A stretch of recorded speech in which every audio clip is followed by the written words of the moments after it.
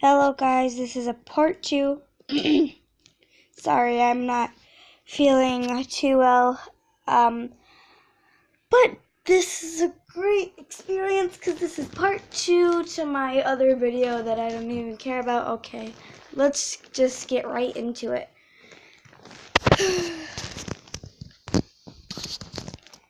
You woke up on a couch. You looked around. You saw nothing but darkness. For a moment, then your eyes adjusted to the light. You pulled the blanket off of your head and you looked around. The TV was scrambled and there was a kitchen not only a few feet away from you. You stumbled over to the kitchen, where a very tall skeleton, as you seen earlier, had been making some food. It was some kind of pasta. It smelled like your mother's. You remember the faint smile that your mother gave you every time you were the only one who would eat her food. Your brothers were rude, and so was your father. Your father was only teaching the boys to hate and disrespect and dishonor your mother. You're the only one who respected her, and you're the only woman in the house who ever got respect. Of course, if you didn't, there was always consequences for your brothers. Mother would sometimes snap, even if the consequences with father were grief. Of course, you never cared much for your brothers, or your father really. Honestly, you didn't believe he was even your real father. You closed your eyes and imagined your mother again, when a faint laughter came from behind you. You opened your eyes and turned around, falling back. You're finally awake, aren't you, kid? Said Sans. Your sins crawled up your back for a moment. They soon went away as you smiled politely. Sans blushed, this bright red blush, unlike anything you've ever seen from any of the other AUs. It was strange. He was happy? You didn't know. Honestly, you couldn't tell anymore.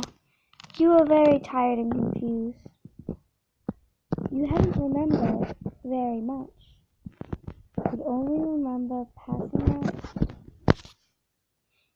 remember passing out. And then waking up to this nonsense. Two children ran into the house. They were chasing each other all the way around the living room. Tag, you're it. Nuh-uh, that's not fair. You have teleportation, and I don't. You noticed that voice.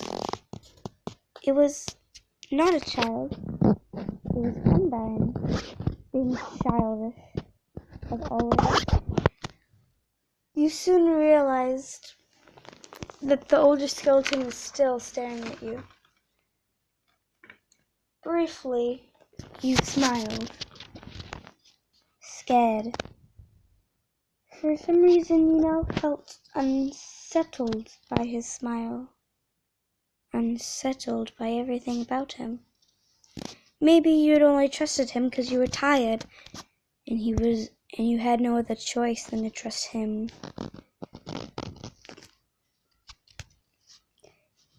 He soon turned away and sat at the table. As Undine and Alphys ran around and ran out of the house, the tall skeleton named Papyrus sat all the plates down at the table. He only set three down. Not full. Where was Chara gonna eat? You asked yourself. You turned around and waved to Chara to come. She shook her head as she disappeared. You looked around in disbelief. Where was she? You were scared, of course. You were always scared of Chara. Chara was not a very nice person, of course, but honestly, you did trust her.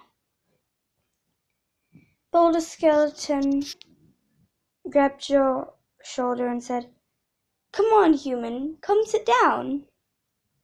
You turned and and you gave a sigh of relief. The older skeleton was looking at the ground. His eyes seemed closed, but he was not asleep.